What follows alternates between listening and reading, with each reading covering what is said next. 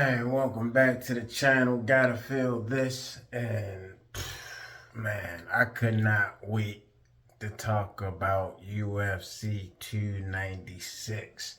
I mean, we were spoiled all night long with finishes and great fights. You know, we had some performance of the night with Lipsky. In my opinion, definitely fight of the night, could be fight of the year between Aldana and Rosa. Man, I caught a lot of the earlier fights, the prelim fights. That one was a straight war with Rosa winning the first round, Aldana coming back in the second, finishing her off in the third with all those body shots started to accumulate and slow Rosa down. Rosa was a tough gamed opponent, man. She did not give up. She wanted to so many times. In that second round, she went back to her corner and said, "She got me good in the body." And for her to take numerous more body shots like that and finish the fight, man, double check for them, you hear me? But I want to move on to the bantamweight of Cody Garbrandt. Man, I'm surprised he's a prelim fighter, man, because Cody, in my opinion, still has it. He still can be a top 15 fighter. Sort of like a gatekeeper. He'll never be champion again, but he just showed that he still got it. His opponent, in my opinion, gave up. You know, he wasn't out of it.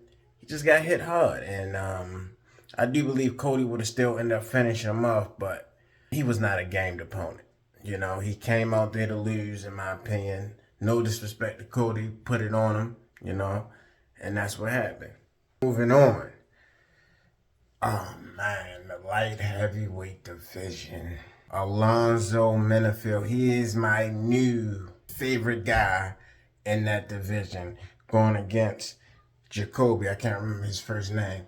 But Alonzo, my only concern with him would be cardio. He's a big guy, you know, you need a lot of oxygen. He's definitely won't be a 5 round fighter no time soon. But with that power, man, he got the punches he was throwing weren't even, because his arms were so much more shorter and the other guy was so much better with distance and catching him on the outside with the jabs and stuff like that. And he still had tremendous power behind them shots. He tried to get him out of there, couldn't, several chances, but he just couldn't finish him. Jacoby was a great opponent. You know, he put up a great fight. But Alonzo Menifield, man, beast. I like him. That's my first time seeing him, actually. And which brings me to the main card, which I'm surprised that fight went to a decision, but it was a good fight. Which brings me to the main card. And it's crazy because I've seen a lot of the early fights. I didn't see all of the main card, but I did see Josh Emmett ruthlessness on Bryce Mitchell. Shout out to Bryce Mitchell taking the fight on 2 weeks' notice. You know, a lot of times we've seen this over the past, that when guys take fights on short notice, they're usually not going to give the best performance. You know, I think that's Bryce Mitchell's first time being knocked out. But also, he's going up against one of the best knockout artists in the bantamweight division. Now, don't get me wrong. I do not think Josh Emmett would be a champion, because when he goes against elite fighters, he seems to come out on the losing end. But when he goes against these guys, and we know Bryce Mitchell is not much of a striker, but when he goes against these guys who aren't, you know, Bryce Mitchell, I don't want to take nothing away from Bryce Mitchell, but 2 weeks notice is usually never a good thing. But, you know, when he goes against more elite athlete, he comes out on the losing side. He's beat a lot of these regular guys, and that's why he's ranked number 5. Do I think he'll be a champion? No. But I think he's almost 40 years old. He's a great gatekeeper to see where somebody else is. If you can get past Josh Emmett, you can get that title in the bantamweight division. Brings me to Paddy the Baddy in the lightweight division. Now, as we already know, it was a lose-lose for Patty. You know, you're fighting somebody on a six streak, a losing streak, you know, and but I can say this, Tony looked it a lot better than he's looked it in past fights. You know, he did look like El Kakui. He didn't try to win that fight, you know. He just wanted to bring pain to Patty. You know, like he's a crazy motherfucker. So I'm not shocked about that.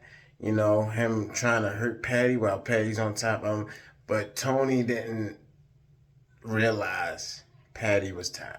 And he should have took it to him, you know. Um, he had Goggins in the corner motivating him, but he should have realized as a veteran that Patty the Baddy was tired and he should have took full advantage of it, but he didn't. So shout out to Patty. Lose-lose situation for him.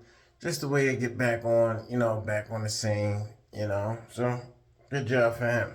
Now, we're moving up to welterweight, Rachmanov. This is my first time seeing him. Another guy who they're saying could be the next champion, you know. To fight a guy like Stephen Wonderboy, I'm not ready to call it. I don't know any top guys that he's beaten. You know, I've seen him. He's 18 win streaks, you know, all finishes. Great.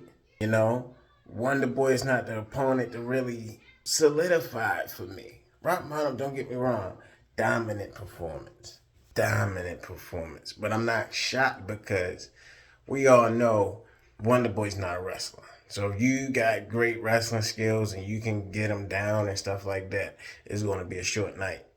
So I wasn't really impressed, even though guys are saying he is who they think he is. And until he gets one of those top 5 guys, which I believe they're saying he's the champion, he's going to be a future champion. I think his next fight should be Kamaru Usman. I think that would be a great, you know, step up fight for him, or give him Kobe, you know, but with Kobe performance, maybe not so much. We know Bilal was next for that championship fight. So any one of those top 5 guys, I think Kamaru would be the best fit, since him just beating Wonderboy, Kobe coming off of that bad performance, which we'll get to, you know. But nonetheless, Rachmanov might not. I'm not fully sold yet because of the opponents he's faced. He hasn't fought, in my opinion, somebody of elite status, you know. And a lot of those guys at the top 5 are, you know, dwindling in their performance. But we'll have to see. Pantoja versus, these are the fights that I didn't see, okay, in the flyweight division.